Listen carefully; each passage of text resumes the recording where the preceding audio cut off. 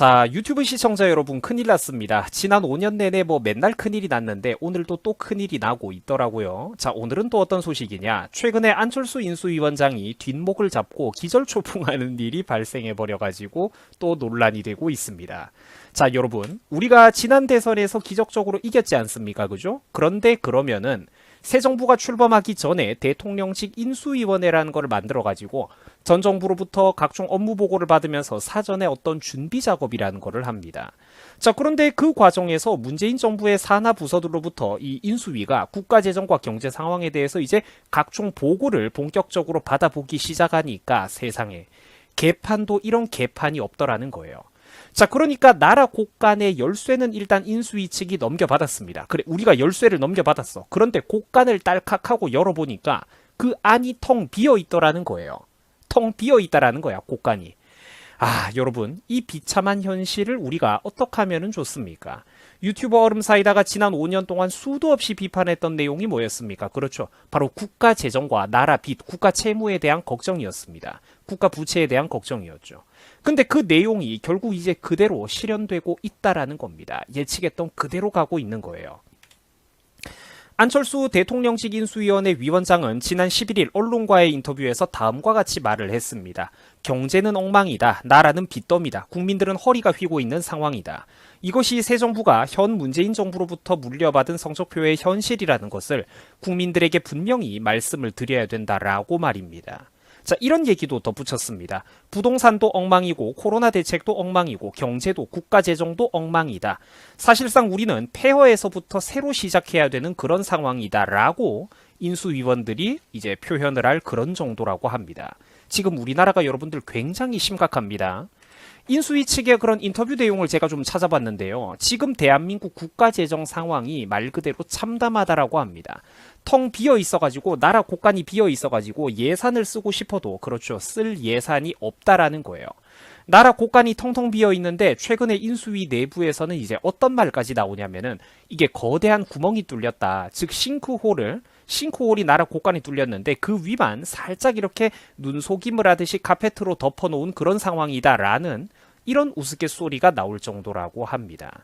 여러분 굉장히 지금 우리나라 경제에 심각합니다. 자, 사실 지금 새 정부가 처해 있는 상황이라는 게 굉장히 어렵습니다. 제가 구체적인 수치로 설명을 좀 드릴게요. 당장 전기요금이 탈원전 정책의 여파로 인해 가지고 국가 에너지 산업 플랜의 지난 5년을 통째로 낭비해 버렸죠. 문재인 정부가. 그런 바람에 까딱하다가는 전기요금이 무려 5배가 올라도 모자랄 판이라고 합니다. 자, 시청자 여러분, 전기요금 당장 올해부터 2배, 3배 정도는 거의 기정사실화가 될지도 모르겠는데 여러분들 전기요금 2배, 3배씩 내면서 살고 싶습니까? 여름에 그거 감당이 될까요? 저는 그러니까 답답한 게 5년 전에 그때 그 당시에도 나는 항상 원자력 발전은 나쁜 발전이 아니라고 계속 이거를 추진을 해야 된다고 주장을 했던 국민인데 왜 멍멍이들 꿀꿀이들 때문에 죄 없는 우리 같은 사람들까지 전기요금이 다 같이 올라야 되는 건지 가끔 생각해보면 너무 억울하고 화가 난다라는 겁니다. 자, 여러분, 그뿐만이 아니잖아요. 한전은 2021년 작년입니다. 불과 작년. 회사 설립을 한 이후에 한전이 역사상 최대 규모의 손해를 기록했다라고 합니다. 1년 만에 영업 손실이 무려 마이너스 5조 8,601억 원이라고 합니다. 거의 6조 원에 가깝죠. 마이너스 6조 원. 천문학적입니다. 한전의 올 적자는 그러면 얼마냐? 이제 10조를 넘어설 판이라고 합니다. 참고로 이 천문학적인 수치는 대한민국의 수많은 정부 부처와 공공기관들의 다른 곳에서 난 적자들은 전부 다 싹 다 제외를 하고 한국전력 한 곳에서만 지금 1년 만에 마이너스 6조 원에 가까운 적자가 나고 있다라는 겁니다. 여러분 돈이 줄줄 새어나가는 이 속도가 상상이 가세요? 이거를 왜 우리 국민들이 다 같이 그 손해를 떠안아야 됩니까? 우리가 왜 이걸 갚아야 되죠? 문재인이랑 민주당 국회의원들이 지그들 사유재산에서 이거를 갚아야 되는 것 아닙니까? 자기들 재산 털어갖고 갚아야지. 왜 우리 보고 갚으라고 하는 거야? 그리고 세계 최고 수준으로 평가받던 우리나라 원전 부품 산업업계도 어떻게 됐습니까? 진짜 수많은 업체들이 망했다라고 해요. 이제 새 정부에서 원전 산업을 복구하려고 해도 굉장히 어려울 겁니다. 그 탄탄한 중소기업들이 망한 곳들이 되게 많거든요. 인재들도 유출이 됐고요. 뿐만 아니라 국민들에게 수십조 원씩 우리나라에 그렇게 외화를 이벤트처럼 벌어다 주던 그 효자 품목이죠. 원전 수출 세일즈도 이제 실종되고 있다라는 겁니다.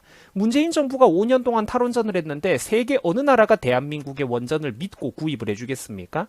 자기들도 스스로 탈원전을 하는데 세계 어느 나라가 그 나라의 원전을 구입을 해주겠어요. 그렇죠?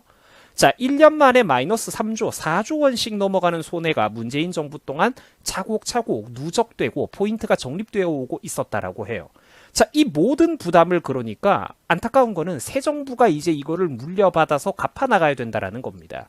국민들에게도 그게 올라간 이제 2배, 3배 이상 올라간 전기요금이라는 청구서로 당장 이게 날아오게 되겠죠. 얼마나 여러분들에게 억울합니까? 그리고 그게 전부가 아닙니다. 절대로 이게 전부가 아니죠. 문재인 정부 동안 늘어난 나라 빚의 총액은 이미 1,000조 원에 육박하고 있다라고 합니다. 여러분 1,000조 원이라는 수치 살면서 들어본 적이 있으세요? 살면서 이게 진짜 들어본 적조차 없는 말 그대로 천문학적인 숫자라는 겁니다.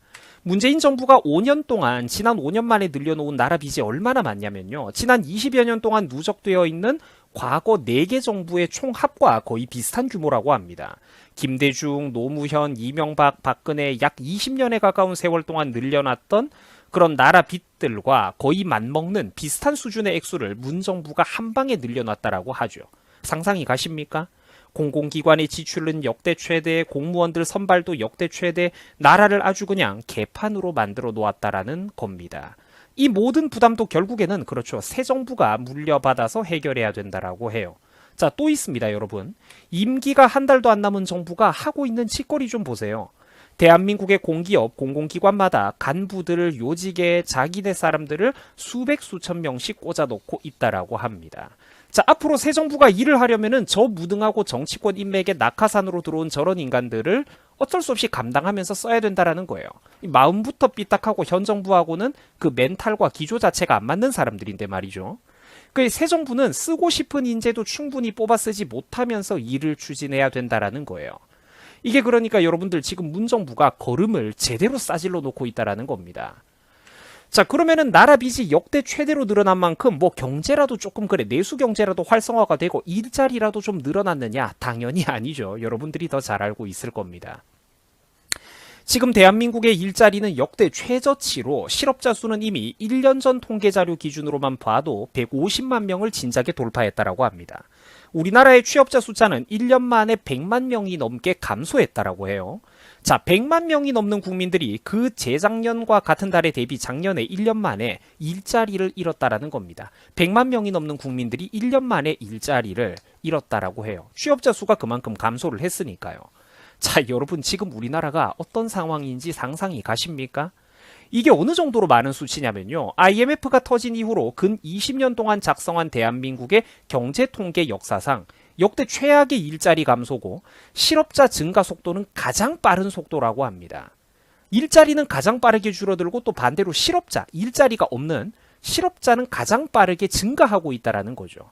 뭐든지 그러니까 역대 최고고 역대 최저치를 찍고 있는데 문재인 5년 동안 문제는 이게 해마다 신기록을 쓰고 있다는 겁니다. 문재인 정부 1년 집권 1년, 2년, 3년 차부터 해가지고 새해가 될 때마다 그 기록을 자기들이 또 신기록을 갱신하고 신기록을 새로 쓰고 있다는 거예요. 자, 부동산 폭등, 아파트 폭등, 물가 폭등은 또 어떻습니까? 이런 건 이제 입이 아플 지경이죠. 이것도 새 정부가 다 떠안아야 됩니다. 그래서 제가 새 정부가 진짜 큰일 났다라고 하는 거예요.